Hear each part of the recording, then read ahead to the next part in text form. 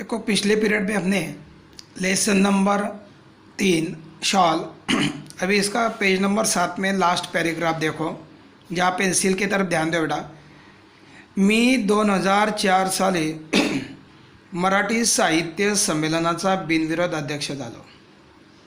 मैं 2004 साल को मराठी साहित्य सम्मेलन का बिन विरोध अध्यक्ष बना। बिन विरोध का मतलब है अपोज के बगैर चुनकर आना, उसको बिनविरोध कहते। तत्कालीन 1-2 वर्षात माझ्यावर शालीचा वर्षाव झाला। 1-2 साल में मुझे बहुत शाल मिलने लगी। मुझे शाल का वर्षाव होना यानी लगातार शाल मिलते जाना। यानी कार्यक्रम में जाते गए वो, और कार्यक्रम में चीफ बने, इसलिए अध्यक्ष का मतलब है चीफ बनने, साहित्य सम्मेलन के चीफ बनने के कारण उन्हें कार्यक्रम में जाते समय शाल मिलते गई। एवढ्या म्हणजे इतनी शाल, एवढ्या शाली जमत गेल्या की माझ्या 8x6च्या खोलीत त्यांना ठेवणे शक्य नव्हते। यानी इतनी शाल इकट्ठा हो गए कि मेरे 8x6 के रूम में रखना शक्य नहीं था। मग मी फिर मैंने सगळ्या शालींचे गाठोडे बांधून, फिर मैंने सब शाल की गठड़ियाँ बांधकर निकटवर्ती जवळच्या मित्राकडे म्हणजे नज़दीक के दोस्त के पास रखा व त्या शाली वापरण्याचे वगैरह त्याला सर्व अधिकार दिले। फिर मैंने उसे वो शाल को यूज़ करने, जो गठड़ी की जो शाल थी बहुत सारी, वो सब शाल को यूज़ करने का पूरा अधिकार दिया। दो किसी को दो या तुम यूज़ करो, कुछ भी करो। बेचारा माना अति प्रामाणिकता, इसलिए बेचारा विशेषण लगाया। अति प्रामाणिक, बहुत ईमानदार था वो, उसने एक भी शाल को यूज़ नहीं किया। बेचारा अति प्रामाणिक, त्याच्याही छोट्या खोलीत त्याने ते सांभाळलं। उसने भी अपने छोटे रूम में लेखक ने देवे शाल को संभाल के रखा। फिर लेखक ने क्या किया कि देखो ये भी यूज़ नहीं करता है, किसी और को भी देता नहीं, चलो फिर हळूहळू म्हणजे लेखक ने ही सोचा कि चलो हम ही उसको किसी को दे देते। मग किसको दे दिया, ॲक्टिव्हिटी में पूछा जाता है, लेखकांनी कोणाला वाटल्या। मग हळूहळू मी सगळ्या शाली, लेखक कहते कि आहिस्ते आहिस्ते मैंने सब शाल को बांट दिया। मग किस किस को वाटून दिल्या, बांट दिया। तो गरीब आणि श्रमिकांना, म्हणजे गरीबों को, और श्रमिक म्हणजे लेबर, मजूर, उनको बांट दिया। अभी अगले पैराग्राफ, अगले लाइन पे जाते हैं। माना अगला जो पेज है 8 नंबर, उस पे जाएंगे बेटा। हाँ, अभी पेज नंबर 8 पर हम आए। पेन्सिल की तरफ ध्यान दो। याच सुमारास मी शनिवार पेठेतील ओंकारेश्वर मंदिराच्या पुलावर बहुधा रोज संध्याकाळी जात असे। लेखक ने क्या किया, गरीब श्रमिकों को शाल को बांट दिया। उसी समय की बात है, सुमार म्हणजे वेळ, टाइम। उस समय लेखक फ्री होते थे तब शनिवार पेठ म्हणजे बाजार, ओंकारेश्वर मंदिर, ओंकारेश्वर म्हणजे भोले शंकर का एक रूप होता है, भोले शंकर का ही मंदिर होता है वो। ओंकारेश्वर मंदिर चा पुलावर, माना उसके बाजू में ना स्मशान भूमि है और वहाँ एक ब्रिज है, वहाँ पे ओंकारेश्वर मंदिर है। पुल म्हणजे ब्रिज। बहुधा, ज़्यादातर, रोज, डेली, संध्याकाळी, शाम को जाता था। यानी इस समय लेखक शनिवार पेठ में बाजार, वो शनिवार पेठ में जो बाजार का दिया, शनिवार के दिन उधर बाजार भरता होगा, इसलिए शनिवार पेठ दिया है। वहाँ ओंकारेश्वर मंदिर और बाजू में पुल था, पुल म्हणजे ब्रिज। बहुधा, ज़्यादातर, रोज म्हणजे डेली, संध्याकाळी, शाम को मैं वहाँ जाता था। तेथील कट्ट्यावर, कट्टा का अर्थ क्या होता है, वहाँ पे ऐसा बैठने के लिए प्लेटफॉर्म रहता है, थला रहता है, वहाँ कट्ट्यावर बसने मला आवड़े। माना वहाँ बैठना मुझे अच्छा लगता था। वो मंदिर के पास वहाँ एक प्लेटफॉर्म था बैठने के लिए, वहाँ पे धक्के पर मैं बैठता था। एक दिवस काय घडले, एक दिन क्या हुआ कि कडक ठंडीच्या दिवसात, कड़ी सर्दी के दिनों में एक म्हातारा, एक दिन क्या हुआ, कड़ी सर्दी के दिन थे और एक बूढ़ा वहाँ बैठा था, अशक्त, कमज़ोर था, भिकारी था। कट्ट्याला लागूनच चिरगुटे टाकून व पांघरून कुडकडत बसल्याचे मी पाहिले। माना वो वहाँ पे एक भिखारी बैठा था। रोज़ मैं शाम को वहाँ मंदिर के पास जाता था, तो मैंने एक दिन उस भिखारी को देखा। सर्दी के दिन थे, ठंडी के दिन थे, मतलब कमज़ोर था, वो भिखारी था बेचारा। वहाँ पे चिरकुट, चिरकुट का मतलब है फटे हुए कारपेट या एक आधा चिंदी ऐसे भी बोलते हैं। वहाँ नीचे फटे हुए कपड़ा डालकर उस पर बैठा था। वह पांघरून कुड़कुड़त फटे हुए कपड़े ही लपेट कर बैठा था। बदन पे इतने कुछ कपड़े नहीं थे भी तो वो फटे हुए थे। कुड़कुड़त बसल्याचे मी पाहिले था। ठंडी में बदन पे कम कपड़े होने के कारण काँप रहा था बेचारा। और वो लेखक ने उसको देखा। लेखक बोलता मैंने उसे देखा, एक फटा हुआ एक कारपेट डाला था, उसके ऊपर बैठा था। फटे हुए ऐसे ही एक आधी शाल वगैरह कुछ रहेगा कपड़ा लपेट कर वो बैठा था। पांघरून म्हणजे लपेटना, कुड़कुड़ा म्हणजे काँप रहा था, बैठे हुए मैंने देखा। सेकंड पॅरेग्राफ, दुसऱ्या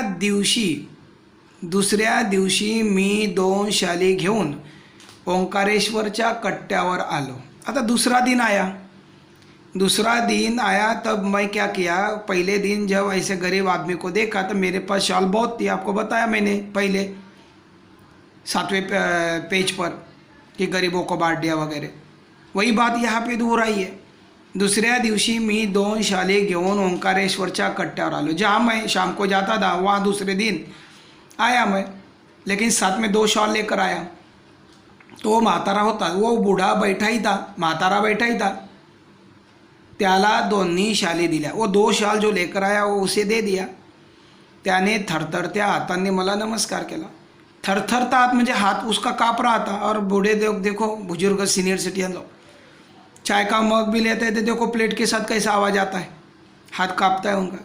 वैसे वो गरीब अशक्त कमज़ोर था, इसलिए कमज़ोर व्यक्ति के हाथ काँपते हैं बेटा ज़्यादा। सीनियर सिटीजन लोगों के कमज़ोर ही होते हैं तो हाथ काँपते हैं उनके, उसका भी हाथ काँप रहा था। और काँपते हुए हाथों से उन्होंने नमस्कार किया। देखो मला नमस्कार केला। नेक्स्ट पॅरेग्राफ, पुढे 4-5 दिवस, आगे 4-5 दिवस मला काही कामामुळे, मुझे आगे 4-5 दिन मुझे कुछ काम के वजह से फुर्सत नहीं मिली वहाँ जाने के लिए मंदिर में। संध्याकाळी ओंकारेश्वरला जाणे उसंत लाभली नाही। उसंत म्हणजे समय नहीं मिला। आगे 4-5 दिन कुछ मंदिर पर जाने के लिए मुझे समय नहीं मिला। उसंत लाभला नहीं, समय नहीं मिला। त्यानंतर में उसके बाद मैं 4-5 दिन के बाद मैं नेहमीप्रमाणे हर रोज़ के जैसे ये जा अप डाउन करता रहा। बीच में 4-5 दिन मैं गैप रहा, आज गए नहीं जा पाया। फिर बाद में वापस कंटिन्यू में जाने लगा, ये जा आना जाना करते रहा। मग एकदम त्या भिक्षेकरी वृद्धाची आठवण झाली। फिर एकदम अचानक त्या भिक्षेकरी वृद्धाची आठवण म्हणजे याद। फिर ऐसे एक दिन अचानक मुझे जिस भिखारी को मैंने शॉल दिया था उसकी याद आ गई। वृद्ध म्हणजे म्हातारा, आठवण म्हणजे याद, आली म्हणजे आई। तो नेहमीच्या ठिकाणी नव्हता। अरे मुझे याद आई तो मैं उसको देखने लगा यहाँ वहाँ, जहाँ मैंने उसको शॉल दिया तो उधर भी देखा। तो नेहमीच्या हर रोजच्या जगह पर नहीं था, तो नेहमीच्या ठिकाणी नव्हता। ठिकाण म्हणजे जगह, नव्हता म्हणजे नाही था। तेथील पुलावर चक्कर मारावी म्हणून मी उठलो व पुलावरून चालू लागलो। मैंने क्या किया, उस ब्रिज पर जहाँ मैं बैठा था वहाँ से खड़ा रहा और ब्रिज पर चक्कर मारने का इरादा लेकर मैं चलने लगा कि चलो ब्रिज पर थोड़ा टहलते हैं और उसको भी देखते हैं कहाँ बैठा है क्या, आगे पीछे कहीं। इसीलिए मैं उठा वो पुलावरून चालू लागलो। वो ब्रिज पर मैं चलने लगा। चलना भी होगा और वो आदमी को भी ढूंढना होगा। देखो बरा वो कहाँ बैठा है क्या उसके पास वो शाल, या इरादा लेकर मैं उसको, ऐसे नहीं कि मैं पूछूंगा वगैरह कुछ, ऐसे नहीं, बस ऐसे ही मन में इरादा आया कि देखो बरा उसने वो शाल से उसको ठंडी से फुर्सत भी मिलेगी, वो यूज़ कर रहा है क्या नहीं है, उसको मैं देखने लगा। ऐसे यूँ पुलाच्या जवळपास मध्यावर तो भिक्षकरी म्हातारा दिसला। फिर मैं वैसे थोड़ा ब्रिज के मिडल में आया, मध्यावर म्हणजे मिडल में, ब्रिज के मिडल चलता आया तो अचानक भिखारी वहाँ मुझे बैठा हुआ दिखाई दिया। पुलाच्या जवळपास मध्यावर तो भिक्षकरी म्हातारा दिसला।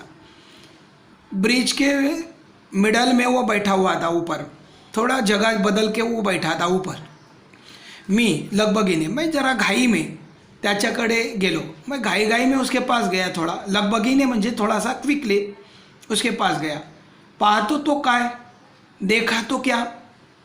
जब मैंने देखा तो क्या देखा, तो ये देखा तीच चिरगुटे, वही चिरगुटे, फटे हुए कपड़े, नीचे कारपेट फटा हुआ रखा है, ऊपर भी वही फटे हुए एखादा कपड़ा लपेट कर बैठा हुआ है. अंगा खाली म्हणजे उसके नीचे बैठने के लिए, अंगावर म्हणजे ऊपर बदन पर तेज कुड़कुड़ने, वही उसका कांपना जो मैंने शॉल देने के पहले उसको देखा था. और दया आकर उसको बाद में दूसरे दिन शॉल दिया. लेकिन मैंने देखा कि अरे दोनों भी शॉल उसके पास तो नहीं थी, और वही जूने का वही फटे हुए कपड़े पहने हुए बैठा हुआ था, ठंडी में काँप रहा था. तेज दिन वाणे, वही गरीबी के दिन, वही माना उसके फटे कपड़े मुझे दिखाई दे रहे. रहा नहीं गया मुझसे, मैंने ऐसे यूँ पूछा. मी म्हटले, मैंने कहा बाबा, मैंने कहा बाबा तुम्ही मला ओळखले. आता यूँ मैंने ऐसे ही पूछा, ऐसे नहीं कि तूने क्या किया वो शाल वगैरह, ऐसे इस इरादे से तो नहीं पूछा, बस यूँ ऐसे पूछा कि बाबा मुझे आपने पहचाना. बाबा थोड़े रुके और देखा लेखक के तरफ. आता कितने लोग आते हैं भिखारियों के सामने, कई लोग आते हैं, तो वो थोड़ी कोई पता पूछते हैं भिखारी कि आप कौन है, कहाँ रहते हो, ऐसे कोई किसी देने वाले को थोड़ी पूछते हैं.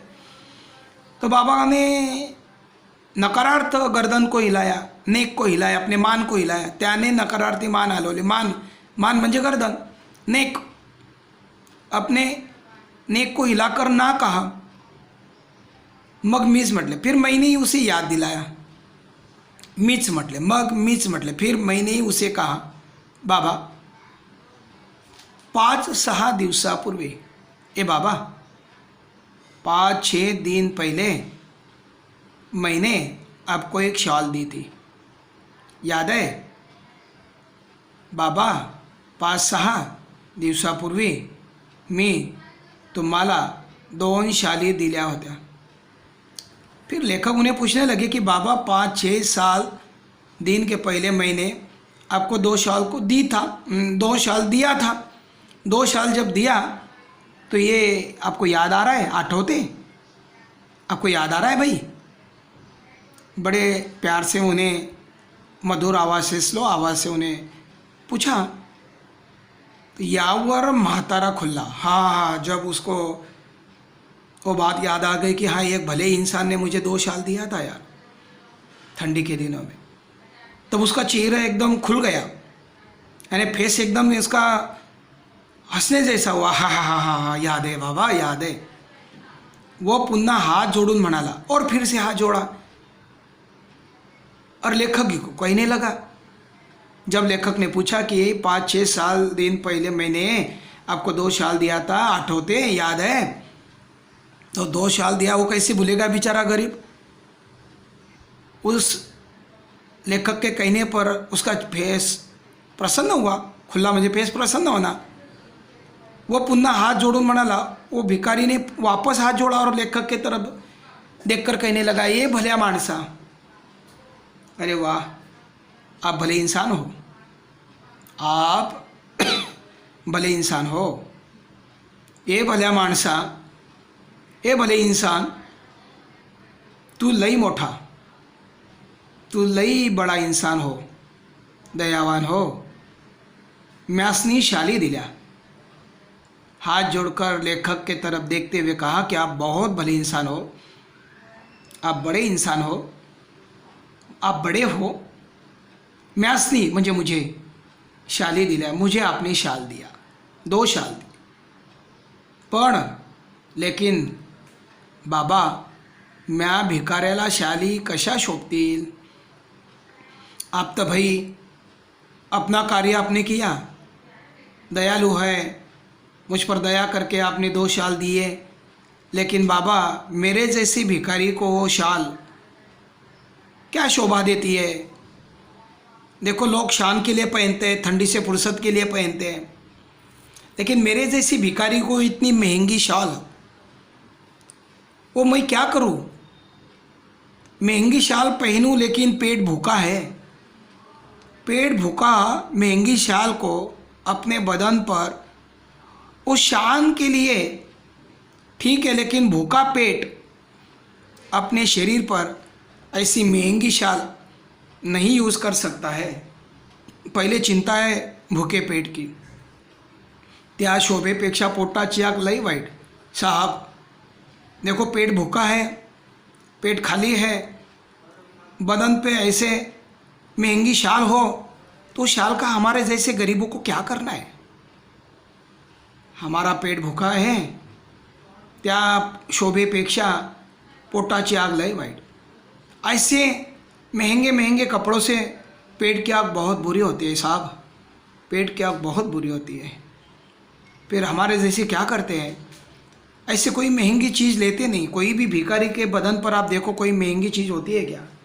सोने के लॉकेट होते हैं क्या? घड़ी होती है क्या? नहीं होती है, क्योंकि पेट ही खाली है। तो ऐसी चीज़ों का हमें क्या करना है।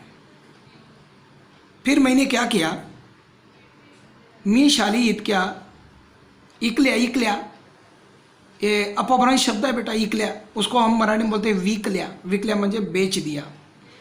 मैंने क्या किया, मी शाली विकल्या व 2-3 दिवस पोटभर जेवून घेतलं। मी शाली इकल्या, मैंने दोनों शाल को बेच दिया और मेरा भूखा पेट 2-3 दिन से भूखा पेट था। 2-3 दिवस पोटभर जेवून घेतलं बाबा। सोचो बेटा, अपने आप को ऐसा सवाल करो कि हमारी ज़िंदगी में ये हमें अनुभव ही नहीं भूखा पेट क्या होता है। लेकिन इन भिखारियों को ये अनुभव नहीं होता है भरपेट खाना क्या होता है। क्या कहा पता है बाबा, आपने 2 शाल को दिया था, मैंने उनको बेच दिया और 2-3 दिन भरपेट खाना खा लिया बाबा, भरपेट खाना खा लिया। भरपेट खाना नसीब में हमें आपको है बेटा। उन भिखारियों को, फुटपाथ पर जीने वालों को क्या पता आज मिलेगा या नहीं मिलेगा, कोई देगा या नहीं देगा। इसलिए याद रखो बेटा जीवन में कि जो भूखे प्यासे हैं पहले उनका दान करो। मंदिर में नहीं जाओ भला चलेगा, जो भूखे प्यासे हैं ना पहले उनको दो। आमचं हे असलं बिकट जीना। बाबा कहने लगे, देखो भाई हमारा ऐसा जीना है, बिकट बुरा जीवन है हमारा, ऐसे हम जीते हैं, भूखे पेट रहते हैं। किसी ने दे दिया ठीक है, नहीं दिया तो भी कोई झगड़ा थोड़ी करते हैं, हम लड़ाई थोड़ी करते हैं। तुझं लई उपकार होते बाबा, लई उपकार हो गए। आपने जो शाल दिया ना, लई उपकार हो गए। वापस कहता हूँ, आपके बड़े उपकार हो गए मुझ पर, क्योंकि मैंने 2-3 दिन भरपेट खाना खाया। मुझे भी अनुभव आया भरपेट खाने का। शालीची शोभा आणि ऊब, शालीची शोभा आणि ऊब व पोटाची आग। शालीची शोभा आणि ऊब, पोटाची आग आणि अन्नाची ऊब। क्या सेंटेंस है, ज़बरदस्त। शालीची शोभा म्हणजे शाल जो होती है, लेखक ने बताया शाल का उपयोग कैसा कैसा किया जाता है। शाम के लिए लोग ठंडी के दिनों में, शादी पार्टियों में, सर्दी के दिनों में महंगी महंगी शाल को अपने बदन पर लपेटते हैं। बड़े लोगों की शान मानी जाती है वो। आणि ठंडी से उनकी हीट, ऊब माना हीट। शालीची शोभा, शाल की शान और उसकी हीट, पोटाची आग, पेट की आग और अन्नाची ऊब। ये पेट, भूखा पेट, उसका दर्द, और खाना खाने के बाद उसके बाद मिलती है ऊर्जा। देखो ना, साइंस में कहते हैं कि खाना जो खाते हैं वो क्यों खाते हैं, तो उसका आंसर जनरली ऐसा है कि हम पेट भरने के लिए नहीं खाना खाते हैं, ऊर्जा मिलने के लिए। ऊर्जा माना शरीर में हीट मिलने के लिए खाना खाया जाता है। साइंस का ऐसा उत्तर है बेटा। शालीची शोभा आणि ऊब व पोटाची आग आणि अन्नाची ऊब। शाल की शान और उसकी हीट, पेट की आग, और अन्न खाने के बाद मिलता है ऊब। जो शाल से हीट मिलती है, वैसे अन्न खाने के बाद भी अपने शरीर के ऊपर हीट मिलती है। शाल से ऊपर से हमें हीट मिलती है। बदन को ठंडी ना लगे इसलिए हमें शाल से फुर्सत मिलती है, मना मुक्ति मिलती है ठंडी से, लेकिन पेट के अंदर भी तो ऊर्जा चाहिए ना बेटा, वो अन्न से होती है। पेट के भीतर खाना खाने से हीट मिलते, ऊर्जा मिलते, उसको ऊर्जा बोलते हैं। भुकेल्यास अन्न द्यावे। फिर लेखक हमें आपको मुझे एक उपदेश करते हैं। ये जो लेसन पढ़ते हैं वाचक को लेखक एक उपदेश कर रहे हैं कि भुकेल्यास अन्न द्यावे, भूखे जो है उनको अन्न देना चाहिए। तहानलेल्यास पाणी द्यावे, जो प्यास है उनको पानी देना चाहिए। आणि यही जमले नहीं तर मतलब कि जो भूखे हैं उनको अन्न देना चाहिए, प्यासे उनको पानी देना चाहिए, और यही नहीं जमता है तो तर म्हणा तो अभाग्यांना सन्मानाच्या शाली तरी द्याव्या। लेखक कहते हैं भूखे को अन्न देना चाहिए, प्यासियों को पानी देना चाहिए, ये भी नहीं जमता है तो कम से कम उनको शाल देनी चाहिए, सम्मान की शाल देनी चाहिए। नसीबवान नस्लेला, जो नसीबवान नहीं होता है, अनलकी मानता है अपने आप को, उसको अभागी कहते हैं, अनलकी कहते हैं। ऐसे लोगों को खाना पीना नहीं देते हो आप तो कम से कम शाल तरी देना चाहिए। तो उसका अर्थ लेसन का होता है कि शाल दिया तो कम से कम बेच कर वो पेट तरी भरेगा, खाना भरपेट खाना तरी खाएगा। इसलिए एक उदाहरण लेखक ने यहाँ पे दिया। ये लेसन ख़त्म होता है बेटा यहाँ। तो ये लेसन के साथ मैं आप बच्चों को हमारी संतवाणी 2 बाकी है। कौन सी संतवाणी बाकी है हमारी? 2। वो संतवाणी में उसके दूसरा पार्ट डालूंगा। ये लेसन का एक पार्ट, दूसरा पार्ट एक संतवाणी। सेकंड संतवाणी बाकी है हमारे बेटा, योगी सर्वकाल सुखदाता। वो संतवाणी उसके साथ में मैं डालूंगा ये लेसन ख़त्म होने के बाद।